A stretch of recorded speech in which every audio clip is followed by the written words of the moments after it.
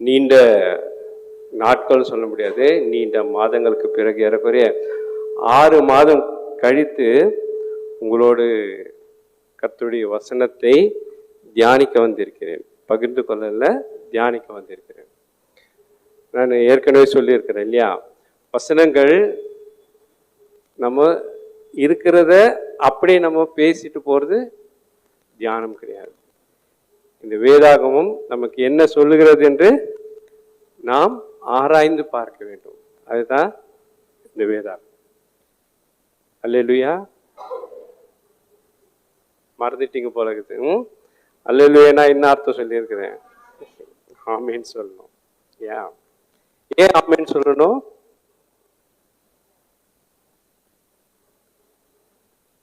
இப்ப நம்ம வாசிக்க கேட்ட பகுதியில சங்கீதம் எடுங்களேன்.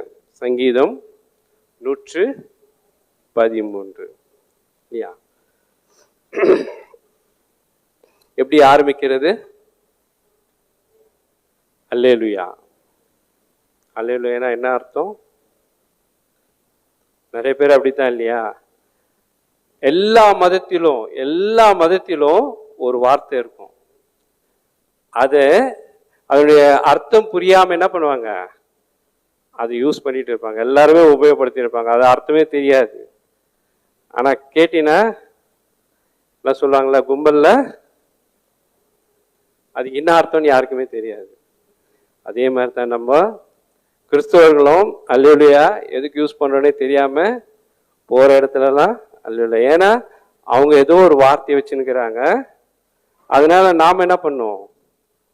ஒரு வார்த்தைய வச்சுக்கணும். உண்மையில அதுதான் அல்லேலூயான்றதுக்கு அர்த்தம் யாருக்குமே தெரியாது.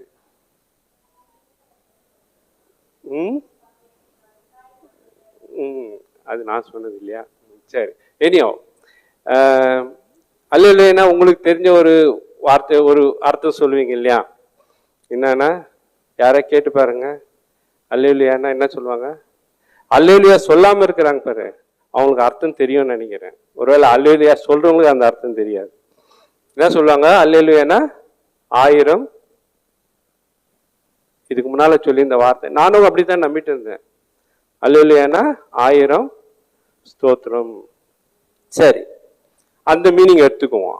அல்லேலூயானா 1000 ஸ்தோத்திரம் எடுத்துக்கோ பேர் இல்லையா? இல்லைன்னா ஸ்தோத்திரம்னு எடுத்துக்குவோம். யோசித்து பாருங்க, அல்லேலூயா அப்படின்ற வார்த்தைக்கு பதிலா நாம நினைச்சிருக்கிற அந்த வார்த்தையை போடுங்க. ஸ்தோத்திரம் கர்த்தருடைய ஊழியக்காரரே துதியுங்கள். ஒரு மீனிங் இருக்கா? இல்ல. ஸ்தோத்திரம் துதியுங்கள் எல்லாம் ஒண்ணுதான். ஸ்தோத்திரம் கர்த்தருடைய ஊழியக்காரரே துதியுங்கள். ஆனா அந்த வார்த்தை அல்லேலூயா என்ற வார்த்தைக்கு அருமையான ஒரு அர்த்தம் இருக்கு இல்லையா? எல் லூ யா. அல்லுனா தெரியுமா? அல்லுனா அல்பகல் நேரத்தில் தேவனை துதியுங்கள். அதாவது அல்னா இரவு, எல்னா வெளிச்சம் பகல், லூனா ஞானமாய், யானா படைத்த. இதை போட்டு பாருங்க. வானத்தையும் இரவையும் பகலையும் ஞானமாய் படைத்த கர்த்தருடைய ஊழியக்காரரே துதியுங்கள். நம்ம சும்மா அதோட அர்த்தம் தெரியாம நம்ம பேச ஆரம்பிச்சிடும் இல்லையா? அல்லேலூயான்னா அதுதான் அர்த்தம். இரவும் பகலும், இல்லைன்னா வெளிச்சமும் இருளும் ஞானமாய் படைத்த கர்த்தரை துதியுங்கள். இப்போ நம்ம அந்த கடவுளுடைய வார்த்தைகளை ஒவ்வொன்றும் நான் எடுத்து பேசும்பொழுது நிச்சயமாக அதனுடைய அர்த்தத்தை புரிந்து கொண்டு பேசணும். இல்லைன்னா என்ன பண்ணுவாங்க? அந்த ஒரே ஒரு வேதாகமத்தில் இருக்கிற ஒரு நிகழ்ச்சி எடுத்து அப்படியே நம்ம என்ன பண்ணுவாங்க? திருப்பி அப்படியே சொல்லிட்டு போடுவாங்க. அது இல்லை. அந்த வசனத்தை எடுத்து தியானிக்க வேண்டும். அதுதான் நம்ம இங்க கூடியிருக்கிறது இல்லையா? இப்போ நீங்க பாத்தீங்கன்னா ஒரு இந்து சகோதரர், அவர் ஆலயத்துல போயிட்டு, அவரு கோயில்ல போயிட்டு அவருடைய கடவுளை தொழுவார்கள். அர்த்தமே இல்லாத ஒன்று. இஸ்லாமியர் அவர்கள் போய் அவருடைய மசூதியை தொழுவாங்க, அர்த்தமே இல்லாது. ஆனால் நீங்களும் நானும் கிறிஸ்துவராக இருந்து நம்முடைய கர்த்தரை தொழுது கொள்வது அர்த்தமுள்ள ஒரு கிறிஸ்தவம், அர்த்தமுள்ள ஒரு தொழுகை.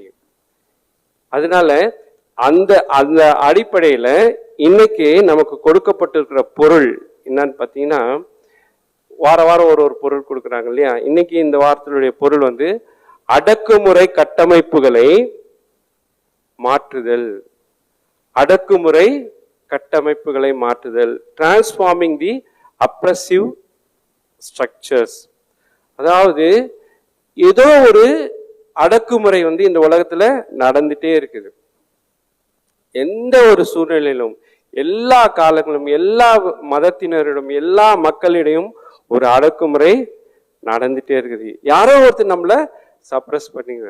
ஒரு இது பெஸ்ட் ஒரு எக்ஸாம்பிள் சொல்றேன் பாருங்களேன்.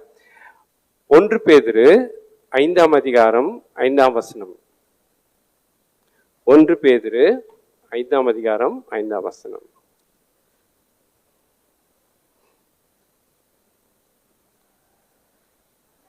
அந்தபடியே இளைஞரே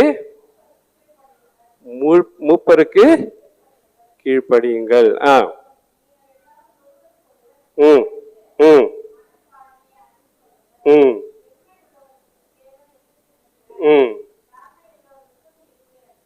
பாருங்க, இந்த அருமையான ஒரு வசனம் இல்லையா? இளைஞரே, யாருக்கு சொல்றாரு? இளைஞரே. இங்க எவ்வளவு பேர் வாலிப பிள்ளைங்க இருக்கீங்க? இளைஞரே, ஒரு படிக்கலாமா ஒரு முறை? அந்தபடியே மூப்பருக்கு கீழ்ப்படியுங்கள், நீங்கள் எல்லோரும் மனத்தாழ்மையை அறிந்து கொள்ளுங்கள். அதாவது எந்த இடத்துல பெருமை இருக்கிறதோ அந்த இடத்துல என்ன இருக்கு? கடவுள் எதிர்த்து நிற்கிறார். அதுக்கு பதிலா இன்னொரு காரியம், கடவுள் எதிர்த்து நிற்கிறார்னா அங்க வந்து என்ன இருக்கும்?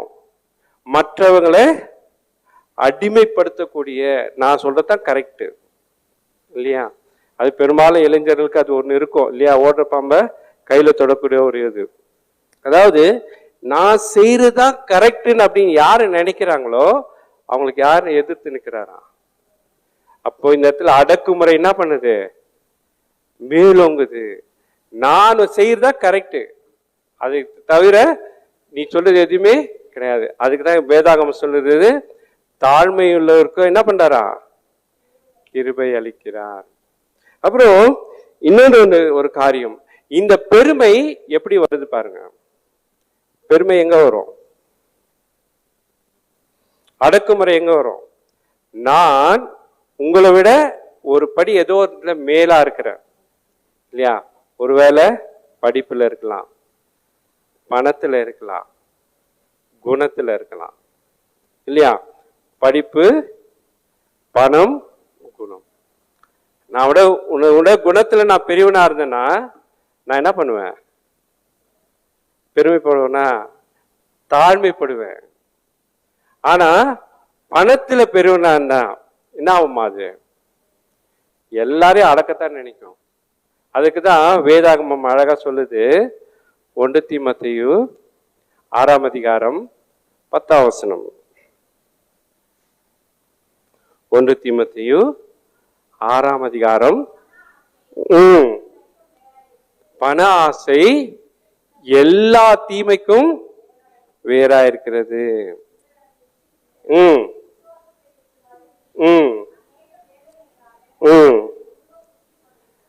அப்போ பண ஆசை எல்லா தீமைக்கும் வேறா இருக்கிறது. அப்போ நான் வந்து என்கிட்ட கொஞ்சம் பணம் இருந்ததுன்னா நான் என்ன பண்ண போறேன்? எல்லாரையும் அடக்க முற்படுவேன். அப்ப பணம் வேணவே வேண்டாமா? பணம் சம்பாதிக்க கூடாதா? வேதாகமம் அதுக்கும் ஒரு பதில் வச்சிருக்குது. பணம் வேணுமா வேணாவா? பணம் வேணுமா வேணுமா? வேணும். வேதாகமம் வேணும்னு சொல்லுது தெரியுங்களா? எடுங்க பிரசங்கி 19:10.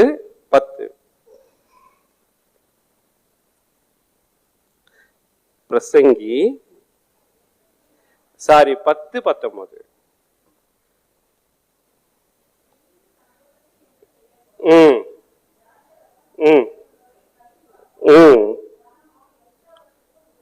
பணம் என்ன பண்ணுமா? எல்லாவற்றுக்கும் உதவும். ஆனா அதே என்னது? பண ஆசை எல்லா தீமைக்கும் வேறா இருக்கும். பணம் எல்லாவற்றுக்கும் உதவும், அது தேவை. ஆனா அதே பணத்தினுடைய ஆசை என்ன பண்ணுமா? எல்லா தீமைக்கும் வேறா இருக்கும். அப்போ நமக்கு எவ்வளவு போதுமோ அவ்வளவு மட்டும் நம்ம வச்சுக்கிட்டு மற்றவங்களுக்கு என்ன பண்ணணும்? உதவி செய்யணும். அதுதான் இயேசு கிறிஸ்து கிட்ட மத்தேயு 19ஆம் அதிகாரத்துல பேசுவார். இயேசு கிறிஸ்து ஒரு வாலிபன் வருவான். அவன் ஐஸ்வர்யம் உள்ள வாலிபன். அவன் என்ன பண்றான்? வந்து நான் நித்திய ஜீவனை பெற்றுக்கொள்ள நான் என்ன செய்ய வேண்டும்? அவன் என்ன பண்றான்? நான் எல்லாவற்றையும் ஃபாலோ பண்றேன். கடவுள் இயேசு கிறிஸ்து என்ன சொல்றாரு? நீ போயிட்டு என்ன பண்ணு? நியாயப்பிரமாணப்படி நட. ஆமா ஆண்டவரே, நான் என்னுடைய சிறு வயது முதல் கொண்டு நான் அதை என்ன பண்றேன்? செய்துட்டு வரேன். ஆனாலும் உன்னிடத்துல ஒரு குறை உண்டு. உன்னுள்ளதை எல்லாம் விற்று தரித்திரத்துக்கு கொடுத்து விட்டு பிறகு என் பின்னே வா. அங்க என்ன பண்றான்? அவன் பெருமை பாராட்டுறான். நானு என்னுடைய கடமைகள் எல்லாம் செய்திருக்கிறேன், நியாய பிரமாணத்தையும் ஃபாலோ பண்ணியிருக்கிறேன். ஆனா என்கிட்ட இருக்கிறத வித்து நான் என்ன பண்ண மாட்டேன்? மற்றவர்களுக்கு கொடுக்க மாட்டேன். இதுதான் பவுல் அழகா சொல்வாரு. அதே 1 தீமோத்தேயு 6ஆம் அதிகாரம் முன்னால பாத்தீங்கன்னா, போதும் என்ற மனதோடு கூடிய என்ன சொல்றாரு? போதும் என்ற 1 தீமோத்தேயு 6 போதும் என்ற மனதோடு கூடிய தெய்வ பக்தியே மிகுந்த ஆதாயம். அப்போ எனக்குள்ளது போதும் என்று நான் எப்ப நினைக்கிறேனோ அப்பதான் கடவுளுடைய பக்தி வரும். சரி, இப்போ அடக்குமுறை கட்டளை ஏன் நம்ம மாற்றணும்? நான் யாரோ ஒருத்தர் அடக்குறாங்கன்னா அந்த அடக்குமுறை கட்டமைப்புல ஏன் மாற்றணும்? நமக்கு ஒரு கொஸ்டின் வருது இல்ல. இன்னைக்கு ஒரே தலைப்புல இன்னைக்கு பார்த்தோம், பண ஆசை எல்லா இதுக்கும் வேறா இருக்குது. அப்ப அதை மாற்றி அமைக்கணும். ஏன் மாற்றி அமைக்கணும்? அவ பணம் எனக்கு தேவைன்னு வேதாகமா சொல்லுது. ஆனா அதை மாற்றி அமைக்கக்கூடிய காரியத்தை நாம் சிந்திக்க வேண்டும். ஏன் மாற்றி அமைக்கணும் அப்படின்னா, அப்போஸ்தலர் 10ஆம் அதிகாரம் 34ஆம் வசனம். அப்போஸ்தலர் 10:34.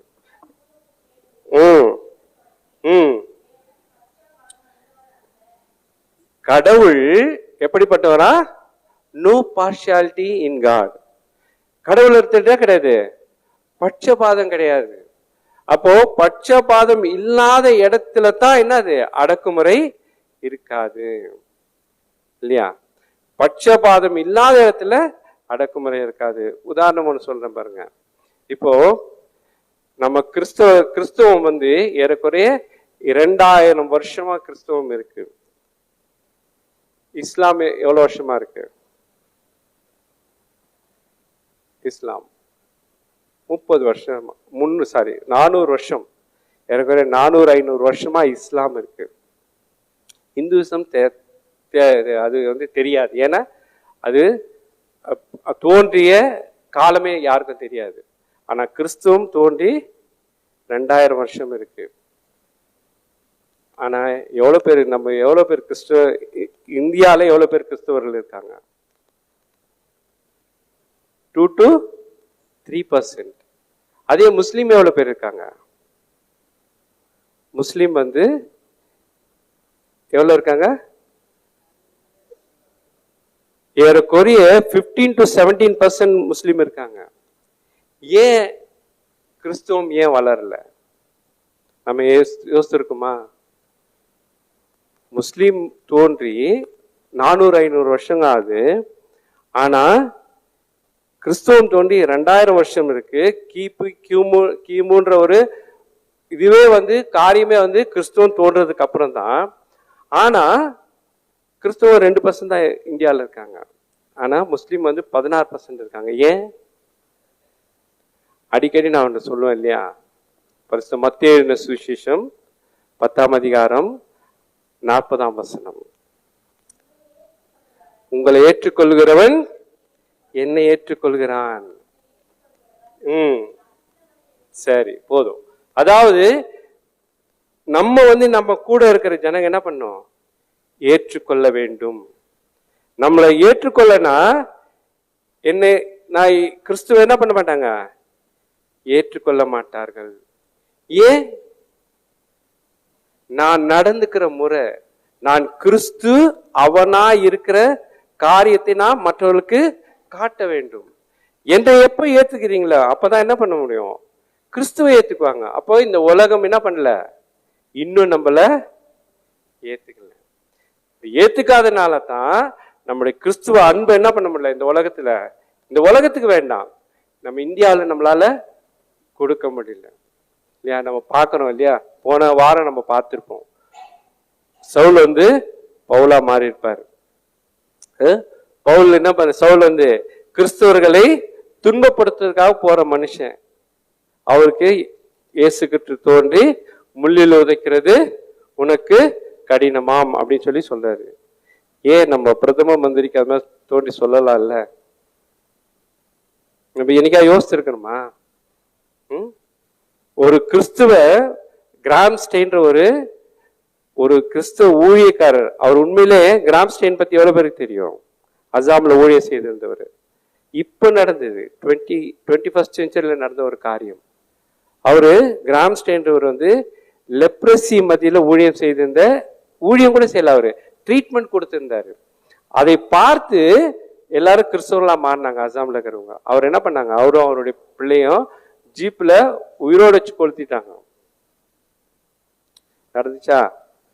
ஆனா யோசிச்சு பாருங்க, பவுலுக்கு அன்று காட்சி அளித்த இயேசு கிறிஸ்து ஏன் நம்ம பிரதம மந்திரிக்கும் ஜனாதிபதிக்கும், ஏன் நம்ம கர்நாடகா முதல்வருக்கும் ஏன் காட்சி அளித்து முள்ளில் உதைக்கிறது உனக்கு கடினமாம் ஏன் சொல்லல? ஏன் சொல்லல?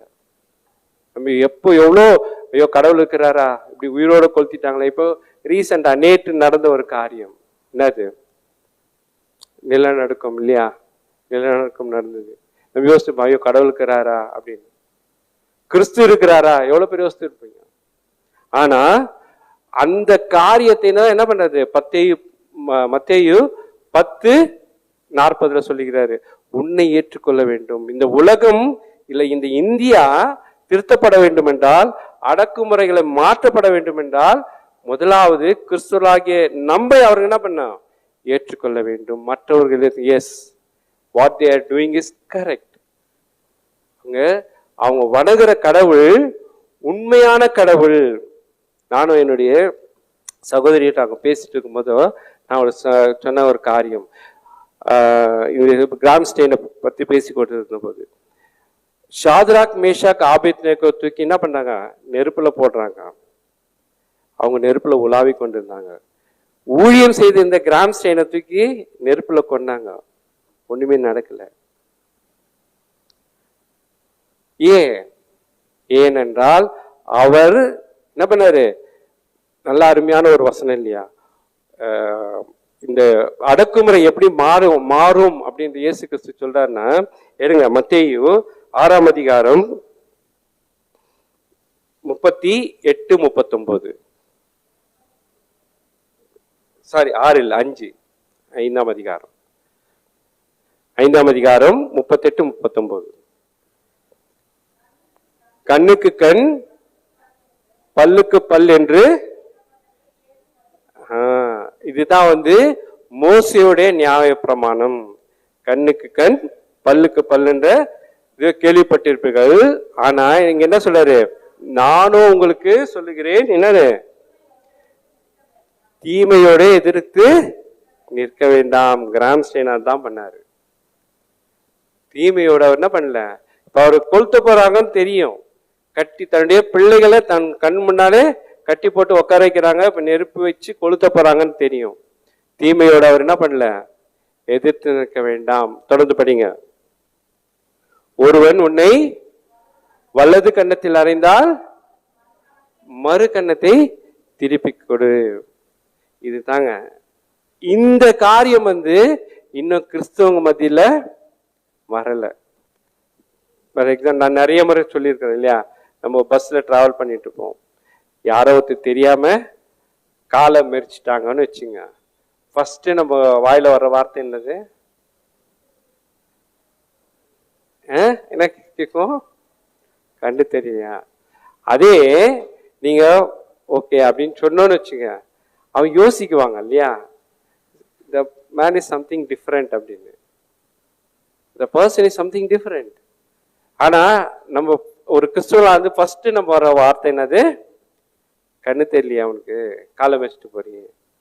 யாரோ ஒருத்தர் வேகமா வண்டி வருது, அவனுடைய அவசரம் நமக்கு புரியாது இல்லையா, ஏதோ வண்டி வருது, நம்ம கிராஸ் பண்றோம், நேரா வந்து பக்கத்துல வந்து நிற்கிறாங்க மோதல.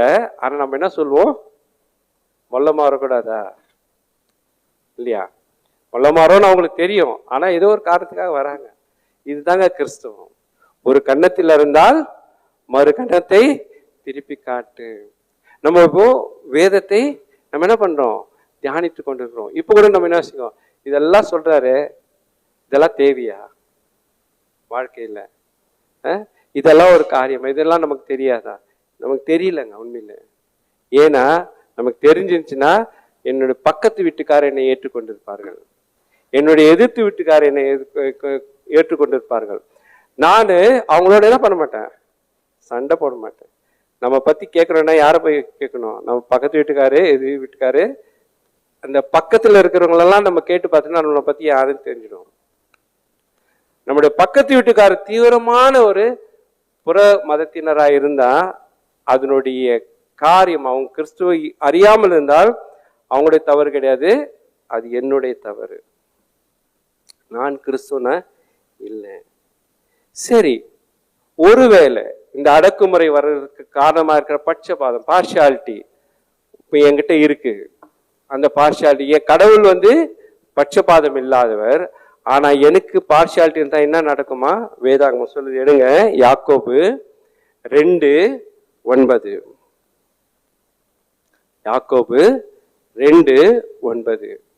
ஒருவேளை நான் பார்ஷியாலிட்டி பண்ணேன் எல்லா சூழ்நிலையிலும், என்னுடைய வேலையில, என்னுடைய காரியங்களை, நான் செய்கிற எல்லா காரியங்களிலும் ஒருவேளை நான் வந்து பார்ஷியாலிட்டி நான் செய்தால்,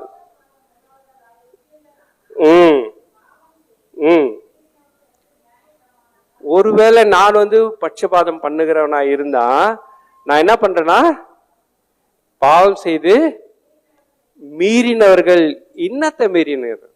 ஏதோ நான் என்ன பண்றேன்? தவறி செய்யறேன்னு அர்த்தம். மீறி பாவம் செய்யறேன். அந்த பாவம் எதனால வருது? எதையோ நான் தவறி செய்யறேன், நியாய பிரமாணத்தை மீறுறேன். அப்ப ஏதோ ஒரு நியாய பிரமாணம்னு ஒரு காரியம் இருக்கு இல்லையா? அது என்ன நியாய பிரமாணம் பார்ப்போமா? பரிசுத்த மத்தேயு எழுதின சுவிசேஷம் 7ஆம் அதிகாரம் 12ஆம் வசனம். மத்தேயு 7:12. இது தாங்க பைபிளுடைய கருப்பொருள் இல்லையா?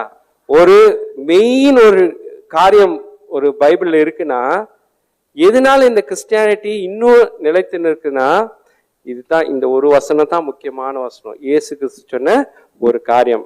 எடுங்க. ஆதலால் மனுஷர், அதாவது மற்றவங்க எனக்கு என்ன செய்யணும்னு நான் நினைக்கிறேனோ அதை வந்து நான் என்ன பண்ண, திரும்பி மற்றவருக்கு செய்யணும். இதுவே நியாயப்பிரமாணம், தீர்க்க தரிசனம். ஆமென். யோசித்து பாருங்க.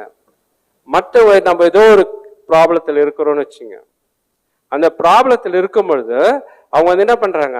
நம்ம கிட்ட உதவி, நம்ம போய் ஒருத்தர்கிட்ட உதவி செய்யறோம், கேட்கிறோம்.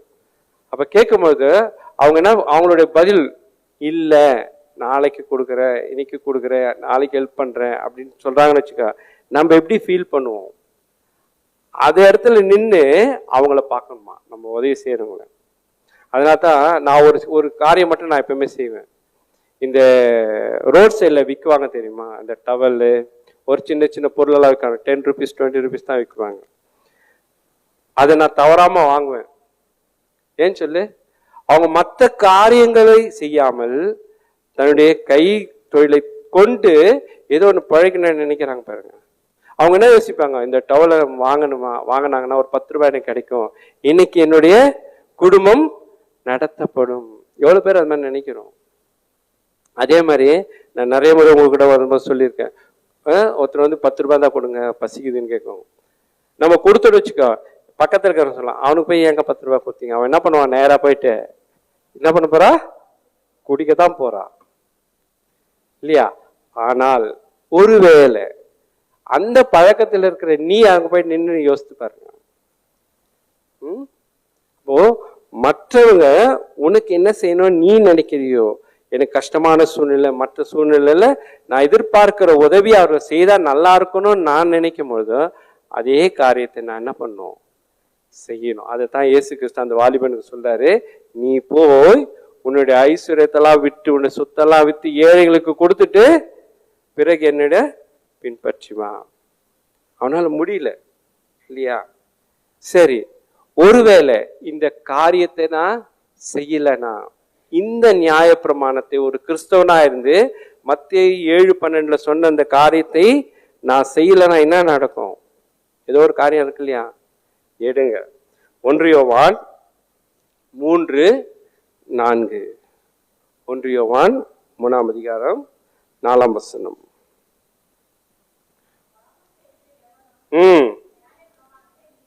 பாவம் செய்கிற எவனும் நியாய பிரமாணத்தை மீறுகிறான். அப்போ இந்த காரியம் தான், எந்த காரியம்? மத்தேயு 7:12 சொன்ன காரியம் தான் நியாய பிரமாணம், அதுதான் தீர்க்க தரிசனம். அதை நீ செய்யலன்னா என்ன செய்யற? பாவம் செய்யற. வேற எதுவும் தேவையில்லை. நம்ம நினைக்க பாவனா நம்ம நினைக்கிற காரியம் என்னது?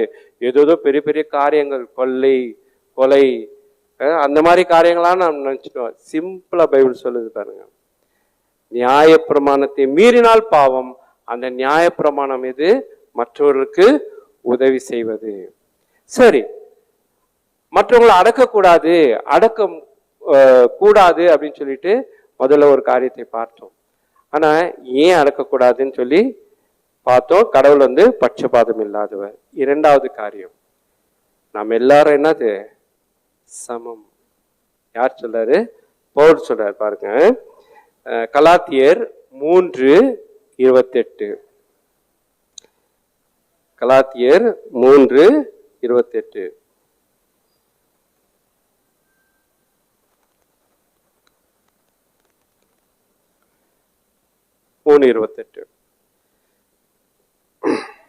யூதன் என்றும் கிரேக்கன் என்றும் இல்லை, அடிமை என்றும் சுயாதீனம் என்றும் இல்லை, ஆண் என்றும் பெண் என்றும் இல்லை. அப்போ மற்றவர்களை கடவுள் கிறிஸ்துவுக்குள்ள எல்லாம் ஒன்னா இருக்கிறோம். அதுதான் அந்த வசனம் முடியுது இல்லையா? அப்போ மற்றவர்களை நான் அடிமைப்படுத்த நினைக்கிற, மற்றவங்க தாழ்மையா நினைக்கிறது என்னது? பாவம். ஏன்னா எல்லாரும் சமம் இல்லையா? ஆதியாகமத்துல ஆதியாகமம் 1:26 1:27 நீங்க பாத்தீங்கன்னா, கடவுள் மனிதன் எப்படி படைக்கிறாரு? ஆணும் பெண்ணுமாக படைக்கிறார். ஆணுக்கு நிகர் சமம் பெண்ணா? கரெக்டா? ஆணுக்கு சமம் பெண்ணுன்றவங்களாம் கை தூங்க. எவ்வளவு பேர் கை சொல்லுங்க. ஆணுக்கு பெண் சமமா? தப்பு இல்லையா? நீங்க கேட்கணும்ல உடனே, ஏன் எப்படி தப்பு அப்படின்னு. எப்படி தப்பு? ஆணும் பெண்ணும் சமம். ஆணுக்கு பெண் சமம்னா இவங்க இருக்கிற குவாலிட்டி ஏதோ ஒண்ணு அவங்களுக்கு இருக்கு இல்லைன்னு ஜட்ஜ் பண்றது. ஆனா ஆணும் பெண்ணும் சமம்ன்றதா கரெக்ட். அதுதான் கடவுள். இது பைபிள் நான் சொல்லல, பைபிள் வசனம் சொல்லுது இல்லையா? கடவுள் என்ன பண்ண, மனுஷனை ஆணும் பெண்ணுமாக சிருஷ்டித்தார்.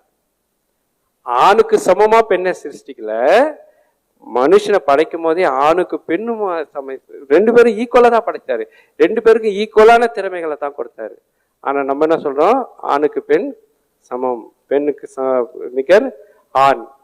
நாங்க இன்னும் சலைச்சவங்க. நீங்க என்ன சலைச்சவங்க கிடையாது, நீங்க சமமானவர்கள் இல்லையா? அதனால தான் ரெண்டு பேரும் கடவுள் படைச்சிட்டு அவங்களுக்கு ஒரு வாக்குறுதியை கொடுக்கிறாரு, அருமையான வாக்குறுதி இல்லையா? ஆதியாகமம் 1 என்னங்க கடைசி வசனம் நினைக்கிறார் இல்ல, சாரி 2ஆம் அதிகாரம் 24ஆம் வசனம். ம் ம் ம் ம் நான் சொன்னது கரெக்டா வச்சுங்களா? அவர்கள் இருவரும் ஒரே மாம்சம். ஒருத்தருக்கு சமம் ஒருத்தர் இல்ல, 2 பேரும் ஈக்குவல். அப்போ அந்த இடத்துல என்ன வராது? அடக்குமுறை வராது. வீட்டுல தான் சொல்லுவாங்க இல்லையா, நான் வெளியெல்லாம் நான் சுத்துறேன், எனக்கு எல்லாம் தெரியும், நீ சும்மா வாய முடியும், உனக்கு ஒன்றும் தெரியாது. நம்ம குடும்பங்கள்ல நடக்கிற ஒரு சின்ன ஒரு டயலாக். அவங்களுக்கு என்ன எல்லாம் தெரியும். அவங்க வீட்டுல இருக்கிற மாதிரி இருக்கும் பெண்கள், ஆனா அவங்களுக்கு என்ன இருக்கும்? எல்லாமே தெரிஞ்சு வச்சிருப்பாங்க. அதனால அடக்குமுறை எங்க வருதுன்னா, நாம் எல்லாரும் ஈக்குவலா இல்லைன்னு நினைக்கிற இடத்துல அடக்குமுறை தானா வந்துடும். சரி, 3வது ஒரு காரியம், எல்லாமே பொதுவா இருக்கும்போது நம்ம யாரையும் ஒருத்தர் கண்ட்ரோல் பண்ண மாட்டோம். எல்லாருக்கும் ஈக்குவல் ரைட்ஸ் இருக்குது. அப்பதான் அதுதான் நம்ம வாசிக்க தெரிந்து கொள்ளப்பட்ட அப்போஸ்தலர் புஸ்தகத்தில் நம்ம பார்க்கணும். அப்போஸ்தலர் 4:32 எடுங்களேன். 4:32 acts 4th chapter 32nd verse. என்ன பண்ணாங்களா எல்லாரும்?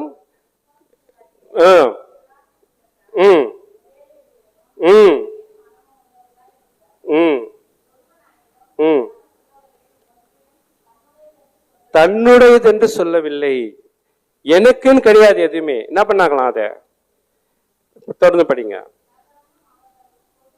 பொதுவா இருந்தது. அப்போ இன்னொருத்தர் நம்ம கண்ட்ரோல் பண்ண போறோம்னா, எனக்கு நான் ஏதோ ஒன்று தனியா வச்சுக்கும் போதுதான் மற்றவங்கள அடக்க போவேன். அப்ப வேதாகமம் சொல்லுது, நீங்க எல்லாத்தையும் என்ன பண்ணும்? பொதுவா வைக்கணும். எந்த காரியமா இருந்தாலும் பொதுவா காமனா வரும்போது அப்போ நமக்கு அந்த அடக்குமுறை இருக்காது. சரி, நம்ம வேதாகமத்துக்கு வருவோம். அந்த காலத்துல எப்படிப்பட்ட அடக்குமுறை இருந்தது? ஒரு காலத்துல இயேசு கிறிஸ்து வாழ்ந்த காலத்துல ஏன் இப்ப கூட அந்த அடக்குமுறை இன்னும் யூதர்கள் மத்தியில இருக்குது. முக்கியமா ஓய்வு நாள். இந்த ஓய்வு நாள பரிசுத்தமா ஆசரிக்கலன்னா என்ன பண்ணாது? பெரிய தப்பா பண்ணிடுவாங்க, பெரிய தண்டனை இல்லையா? நான் முதல்ல உங்களுக்கு ஒரு முறை சொல்லியிருக்கிறேன் நினைக்கிறேன். என்னாகமம் 15ஆம் அதிகாரம் 32 36 நீங்க படிச்சு பார்த்தீங்கன்னா அங்க அந்த இடத்துல ஒரு போர்ஷன் வரும். எடுத்தவங்க படிக்கலாமே, 4 வசனம் தான் படிச்சு முடிச்சிடலாம். என்னாகமம் 15 32 36 எவ்வளவு பேர் உங்களுக்கு இது சொல்லியிருப்பாங்கன்னு தெரியாது. ஓய்வுனால எந்த அளவுக்கு ஸ்ட்ரிக்டா அவங்க ஃபாலோ பண்ணாங்க யூதருங்கன்றது ஒரு காரியம். ஓய்வு நாள் தினத்தன்று என்ன பண்றா? ஒருத்தன் போயிட்டு காட்டுல விறகு பொறுக்கி கொண்டு இருக்கான். அவன் என்ன பண்றாங்க? புடிச்சுன்னு வந்துட்டு மோசை கிட்ட நிக்க வைக்கிறாங்க. இது மாதிரி ஓய்வு நாள்ல எந்த வேலையும் செய்யக்கூடாது. இவன் என்ன பண்ணா? விறகு பொறுக்க கூட. விறகு என்னத்துக்கு பொறுக்குவாங்க? சாப்பாடு செய்யறதுக்காக பொறுக்கி இருப்பான் இல்லையா? ஆனா புடிச்சுட்டு அது குற்றம் சொல்லி புடிச்சுட்டு நிக்க வச்சுட்டு என்ன பண்றாங்க? ஓய்வு நாள்ல வேலை செய்தான், என்ன பண்ணலாம் அப்படின்னு என்ன பண்ணாங்க தெரியுமா? அது படிச்சு 36வது வசனம் படிங்க.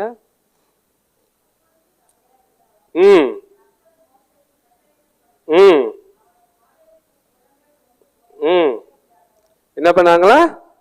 கல்லெறிந்தார்கள்.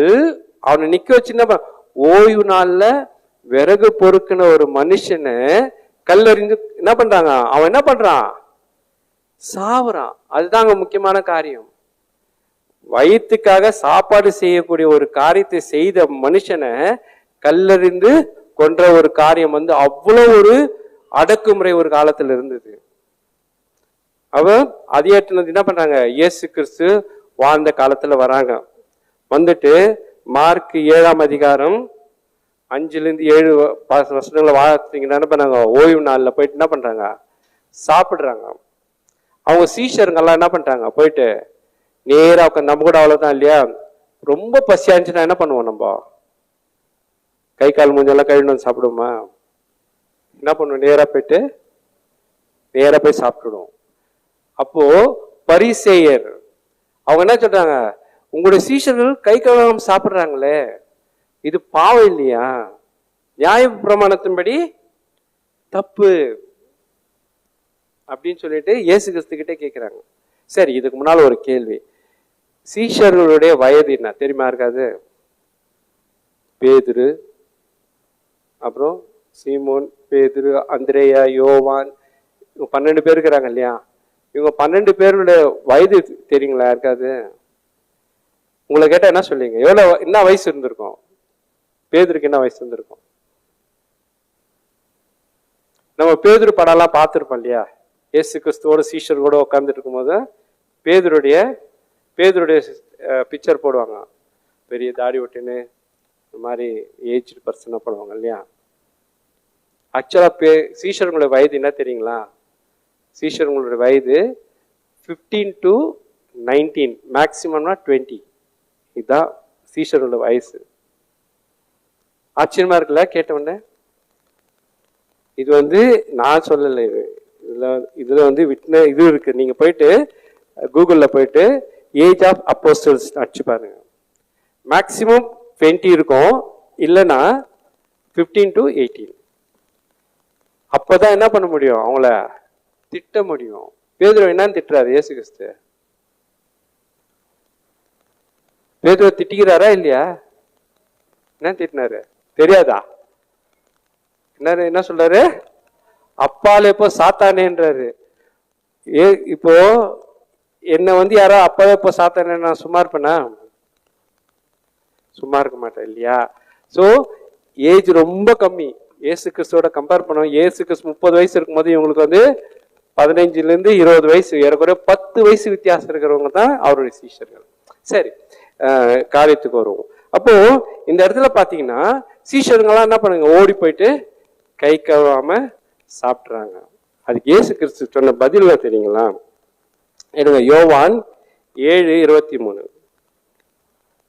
யோவான் 7:23. அங்க சொல்லுவாரு, நீங்க விருத்த சேதனம் பண்றது ஓய்வு நாள்ல பண்ணலான்னு நீங்க மாத்தி அமைக்கும் போது கை கழுவாம சாப்பிடுறது குற்றமா?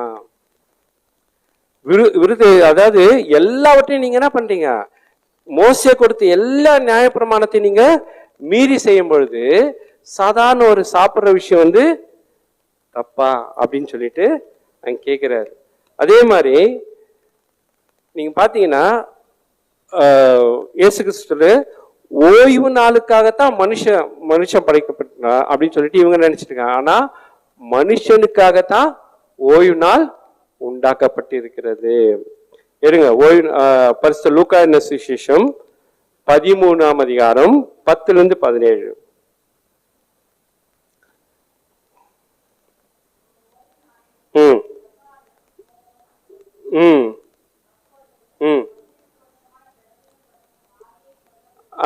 இங்க கூனியான ஒரு பெண்ணை சொஸ்தமாக்குறாரு. இங்க சொஸ்தமாக்கிட்டு அதை என்ன பண்றாங்க, அவங்க இந்த ஓய்வு நாள், இவ்வளவு கடுமையான ஒரு ஓய்வு நாள் நமக்கு ஒரு சட்டம் இருக்கிறதே, இங்க என்ன பண்றாங்க, இந்த பரிசேயர் அடக்குமுறையை கொண்டு வராங்க.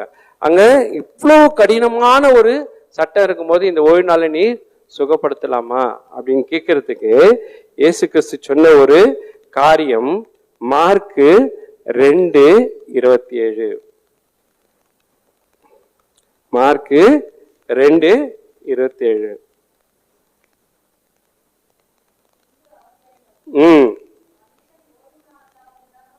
மனுஷன் என்ன பண்ணல, ஓய்வு நாள் உண்டாக்கப்பட்டு அதுக்காக மனுஷனை உண்டாக்கல. ஓய்வு நாள் மனுஷனுக்காக உண்டாக்கப்பட்டிருக்கிறது. இங்க என்ன ஆயிடுச்சு, முழுக்க முழுக்க அந்த நியாய பிரமாணத்தை மீறாரு. ஏன்? அந்த நியாய பிரமாணம் என்பது மத்தேயு 7:12 தவிர ஓய்வு நாளை எந்த வேலையும் செய்யக்கூடாது, எந்த இதுவும் பண்ணக்கூடாதுன்றது காரியம் கிடையாது. நியாயப்பிரமாணம் நியாயப்பிரமாணம்ன்றது மற்றவர்களுக்கு என்ன பண்ணணும், உதவி செய்வது தான் நியாயப்பிரமாணம். சரி, இங்க பிற்காலத்துல பவுல் எழுதும் போது ஒரு அருமையான ஒரு காரியத்தை சொல்றார். அப்போஸ்தலர் 6ஆம் அதிகாரம் 14ஆம் வசனம். ம் ம் ம் ம்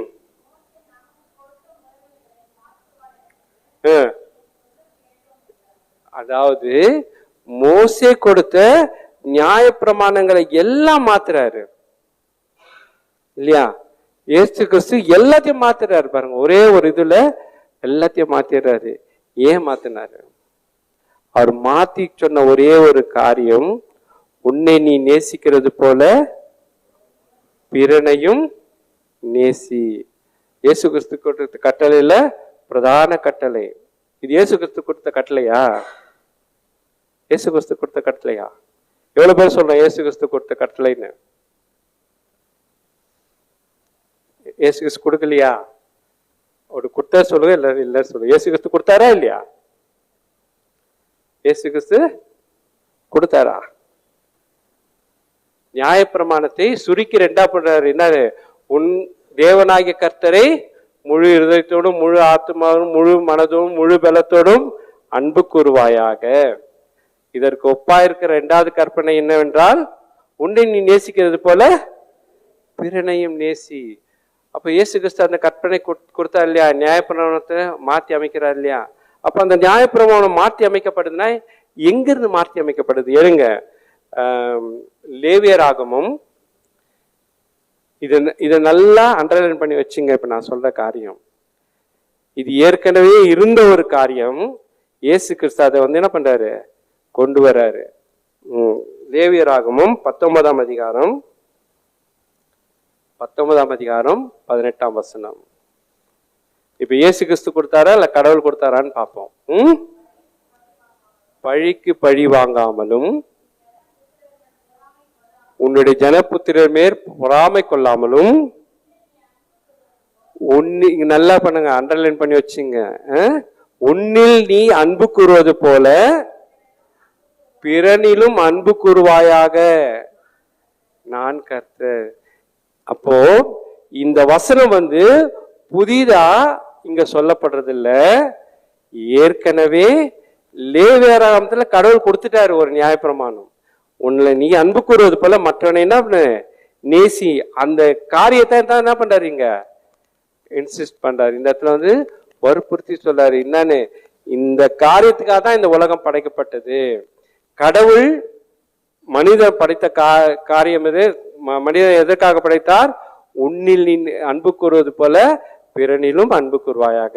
இந்த வசனத்தை தான் இயேசு கிறிஸ்து மத்தேயு 7:12 சொல்லாரு. இப்ப நம்ம பார்த்த காரியங்கள்ல யோசித்து பார்ப்போம். முதலாவது, பட்சபாதம் இல்லாத கடவுள் நமக்கு இருக்கிறதுனால நாம பட்சபாதம் இல்லாதவர்களா இருக்க வேண்டும். ரெண்டாவது, பண ஆசை இல்லாதவர்களாக, பணம் எல்லாவற்றிற்கும் உதவுற காரியமாக இருந்தாலும் பண ஆசை இல்லாதவர்களாக இருக்க வேண்டும். என்ன மற்றவங்க ஏத்துக்குனா நான் வணங்குற கடவுளை ஏத்துக்குவாங்க. அந்த காரியத்தை, இயேசு கிறிஸ்து காரியத்தை நாம் ஏற்றுக்கொள்ள வேண்டும். மூன்றாவது, மற்றவர்களை நமக்கு சமமாக எண்ண வேண்டும், மற்றவர்களை தாழ்மையாக எண்ணக்கூடாது. இந்த காரியங்களை நாம் பின்பற்றி வரும்போது நிச்சயமாக அடக்குமுறை என்ற காரியம் இந்த உலகத்துல இருக்கவே இருக்காது. இப்ப நம்ம ரூல் பண்றவங்க ஒருத்தர் இருக்கிறாங்க இல்லையா? அவங்க நம்மளை பத்தி என்ன நினைக்கிறாங்க? இவங்கெல்லாம் நமக்கு கீழே அப்படின்னு நினைக்கிறாங்க. அதனாலதான் இந்த அடக்குமுறையே நடக்குது. நம்ம அவங்கள விட கீழே நம்ம எப்ப நினைக்கிறோமோ, நம்ம ஏதோ ஒரு இடத்துல, இப்போ ஆலயத்திலே எடுத்துங்க, ஆலயத்துல நான் பெரியவன் என்று நாம் நினைக்கும் போது அங்க அடக்குமுறை வருது. அங்க நியாயப்பிரமாணத்தை மீறுறோம். அந்த நியாயப்பிரமாணம் என்னவென்றால், உன்னை நேசிக்கிறது போல பிறனை நேசிக்க வேண்டும் என்ற நியாயப்பிரமாணத்தை நாம் மீறுகிற பாவத்தை செய்யறதுனால அங்க அடக்குமுறை வருகிறது. சோ அந்த அடக்குமுறையை மாற்றுவதுதான் கிறிஸ்தவம். பாருங்க எவ்வளவு அருமையான ஒரு தலைப்பு. எந்த இடத்துல இருந்தாலும் சரி, மனத்தாழ்மையாய் இருக்க கற்றுக்கொள்ள வேண்டும். ஏன்? பெருமை உள்ளவர்களுக்கு கர்த்தர் எதிர்த்து நிற்கிறார், மனத்தாழ்மை உள்ளவர்களுக்கோ கிருபை அளிக்கிறார். நான் நிறைய முறை யோசிக்கிறது உண்டு. ஏன் எனக்கு மட்டும் கஷ்டம் வருது, ஏன் எனக்கு மட்டும் துன்பம் வருது, ஏன் எனக்கு மட்டும் எதுவுமே கிடைக்க மாட்டேங்குது அப்படின்னு நினைக்கும் போது நான் மற்றவங்களை என்ன பண்ணல, ஒரு பொருட்டாவே மதிக்கலன்னு அர்த்தம். கிறிஸ்துவத்தைனா நியாய பிரமாணத்தை நான் என்ன பண்றேன், மீறேன்னு அர்த்தம். இந்த காரியங்களை நான் மனதில் கொண்டு நம்முடைய வாழ்க்கை, வேதாகமத்தை இந்த பைபிளை கடவுளா பார்க்காதீங்க. அவங்களுக்கு சொல்ற ஒரு காரியம், இது கடவுள் இல்லை. இது கடவுளா இல்லை, இதுல இருக்கிற காரியங்கள் தான் கடவுள். ஒரு சின்ன விஷயம் தானே, மத்திய 7 நீங்க எங்க போனாலும் இந்த 2 வசனத்தை மட்டும், நீங்க உலகத்துல உள்ள நடக்கும்போது 2 வசனம் மட்டும் நல்லா ஞாபகம் வச்சுங்க. ஒன்று மத்திய 7:12, இன்னொன்று மத்திய 10:40. இந்த 2 வசனத்தை நீங்க வச்சுக்கும் போது இது கூட இது புக்கா தான் தெரியும் நமக்கு. ஆனா இதனுடைய வசனங்கள் எவ்வளவு பெரிய ஆழமான காரியங்களை, ஆழமான காரியங்கள்லாம் ரொம்ப கஷ்டமான காரியங்கள்லாம் கிடையாது. வேதாகமம் சொல்றது சின்ன சின்ன சிம்பிளான காரியங்களை தான் சொல்லுது. அதான் நம்மளால என்ன பண்ண முடியாது, நம்மளால பின்பற்ற ஃபாலோ பண்ண முடியாது. அதனால இந்த காரியங்களை நாம் செய்யும்போது நிச்சயமாகவே அடக்குமுறையை நாம் கை கொள்ளாமல் எல்லோரும் சமமாக எண்ணி எல்லோரையும் நாம் என்ன பண்ணுவோம், கிறிஸ்துவிற்குள் கொண்டு வருவோம். கர்த்தர் தாம் இந்த வசனங்களை ஆசீர்வதிப்பாராக. ஜெபம் செய்வோம். கிருபையுள்ள நல்ல கடவுளே, நாளிலுமாய் கர்த்தாவே, உம்முடைய வசனத்தை கொண்டு அடக்குமுறையை கர்த்தாவே நாங்கள் எப்படி மாற்றி அமைப்பது, வேதாகமும் எங்களுக்கு என்ன கற்றுக் கொடுக்கிறது என்று நாங்கள் ஆராய்ந்து பார்த்தோம். கர்த்தாவே, கேட்ட வசனத்தின்படி கர்த்தாவே, நீர் பட்சபாதம் இல்லாதவராய் இருக்கிறபடியால் நாங்களும் பட்சபாதமின்றி கர்த்தாவே எல்லோரும் கிறிஸ்துவுக்குள் ஒன்றாய் இருக்கிறார்கள் என்ற அந்த சத்தியத்தோடு கர்த்தாவே இந்த உலகத்தில் வாழ நீர் கிருபை செய்ய வேண்டுமான் கர்த்தாவே. கேட்ட வசனப்படி நாங்கள் நடக்கவும் அதை எங்கள் வாழ்க்கையில் பின்பற்றவும் கிருபை செய்யும். தொடர்ந்து பொறுப்பெடுத்துக்கொள்ளும், வழிநடத்தும் ஆசீர்வாதம். எங்களுக்காக மரித்து உயிர்த்த அருமரட்சகர் இயேசு கிறிஸ்துவின் வேண்டிக் கொள்கிறோம். ஜீவன் நல்ல பிதாவே. ஆமென்.